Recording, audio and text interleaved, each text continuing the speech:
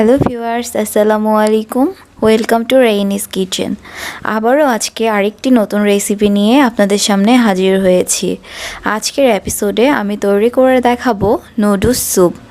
তো viewers, noodles স্যুপের পুরো প্রস্তুত প্রণালী প্রথমে দেখা যাক।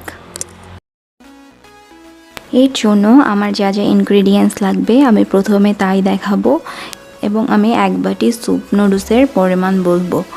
এক বাটি স্যুপ নুডলসের জন্য আমি এক প্যাকেট নুডলস নিয়েছি। আমি ম্যাগি ব্র্যান্ডের নুডলস ইউজ করছি।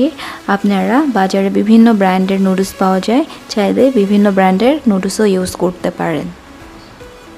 এরপরে লাগবে একটি ডিম, 1/4 teaspoon red chilli powder, 1/3 teaspoon normal salt, 1/3 teaspoon testing salt, 3 teaspoon পেঁয়াজ কুচি।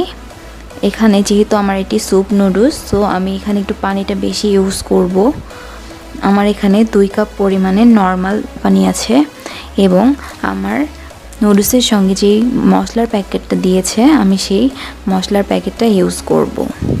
তো ভিউয়ার্স, চলুন নুডলসটা কিভাবে তৈরি করতে হয় তাই দেখা যাক। ভিউয়ার্স, আমি চুলায় একটি কড়াই বসিয়ে দিয়েছি। এরপরে আমি 2 টিস্পুন সয়াবিন তেল দিয়ে দিচ্ছি। তেলটি গরম হয়ে গেলেই আমি তেলের মধ্যে পেঁয়াজ কুচি দিয়ে দিব।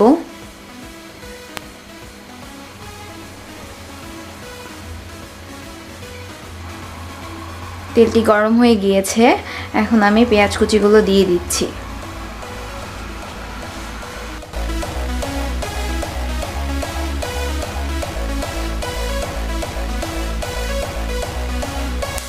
আর অবশ্যই চুলার আঁচটি প্রথম অবস্থায় মিডিয়াম থেকে একটু বেশি রাখবো। পেঁয়াজটাকে আমরা একেবারেই ব্রাউন কালার করে ভাজবো না, জাস্ট পেঁয়াজটা একটু নরম হয়ে আসলেই এটার মধ্যে আমি লবণ দিয়ে দিব।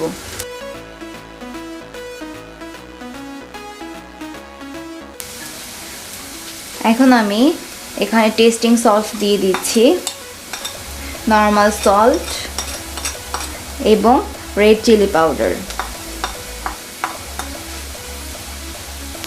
সল্ট এবং রেড চিলি পাউডার দেওয়ার পরে 30 সেকেন্ডের মতো আমি নাড়বো। এখন আমি পানিটা দিয়ে দিচ্ছি। আমার এখানে 2 কাপ পরিমাণ পানি আছে।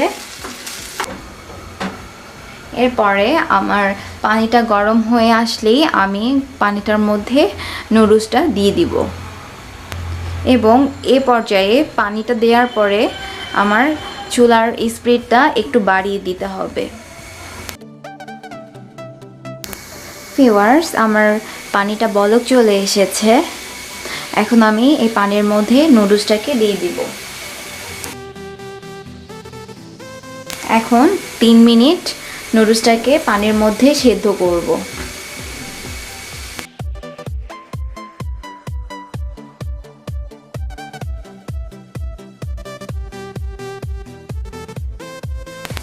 এরপরে আমি নুডলসের মধ্যে ডিমটি দিয়ে দিব।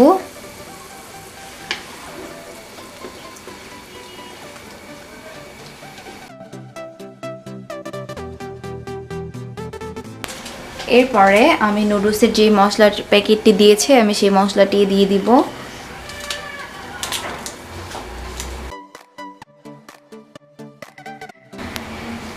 এখন এটিকে 3 মিনিটের জন্য চুলায় জাল করতে হবে এবং 3 মিনিট পরে নুডলসটা আমার রেডি হয়ে যাবে। ভিউয়ার্স, আমার 3 মিনিট হয়ে গিয়েছে। আমি নুডলসের স্যুপটা খুব বেশি ঘনও রাখবো না, খুব বেশি পাতলাও রাখবো না। এখন আমি চুলাটা অফ করে দিব। ভিউয়ার্স, তৈরি হয়ে গেল আমাদের নুডলস স্যুপ। দেখতেই পেলেন কতটা সহজে ঘরে তৈরি করা যায় নুডলস স্যুপ, আর এর জন্য কত কম ইনগ্রেডিয়েন্টস লাগে। আই হোপ আপনাদের কাছে রেসিপিটি ভালো লেগেছে এবং অবশ্যই এটি বাসায় তৈরি করে দেখবেন। আজ এখানেই বিদায় নেব। সেই পর্যন্ত ভালো থাকবেন, সুস্থ থাকবেন এবং আমার চ্যানেলকে অবশ্যই সাবস্ক্রাইব করে রাখবেন। আল্লাহ হাফেজ।